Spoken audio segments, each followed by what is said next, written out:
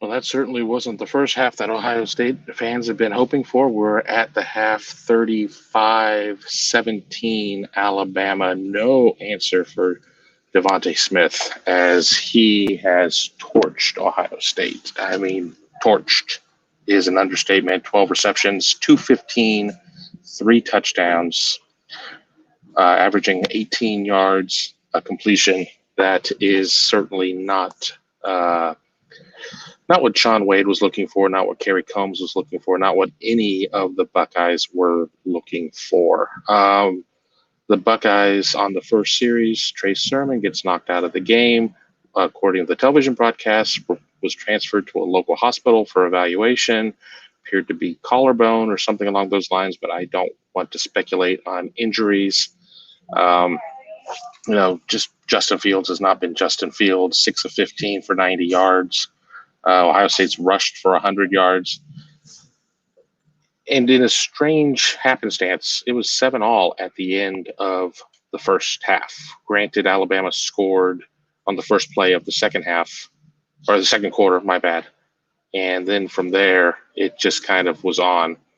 And a real curious moment when Ohio State decided to opt for a field goal without its two top kickers, with Blake Hobbiel and Dominic Damasio. They ended up having Jake Seibert kick. I mean, he was good on his field goal, but, it's a situation of where Ohio State can't be settling for three. I mean, at this point down 18 and Alabama's going to get the ball to start the half.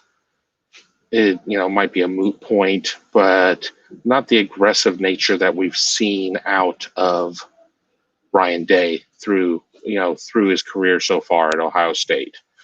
So, it just obviously Ohio State not getting the pass rush. Mac Jones really has all day. Really the only big defense play to speak of. Baron Browning forces a fumble, recovers a fumble inside the red zone. It felt like that might be something that would turn the tide. But outside of that, just really haven't been any answers for the Buckeyes at this point.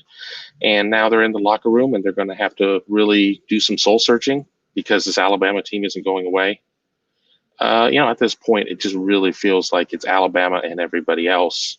And, the Buckeyes have done a lot to get to this point.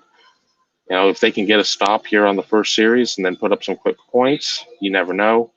But have we seen anything at this point that would lead us to believe that that's going to be the case? I'm not sure if we're going to see that or not at this point, because Ohio State certainly has had to change what it is that it wants to do without Trey Sermon.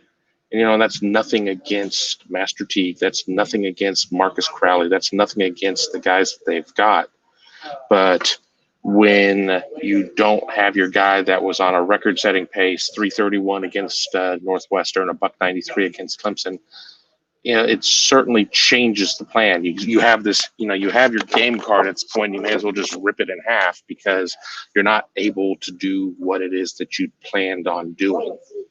So, I'm going to call this an ender here on this little live halftime update, as we've got about 15 and a half minutes until the second half starts. I'm going to go grab the press halftime meal and start working on my story. And we'll have all of your post-game coverage over at BuckeyeGrove.com.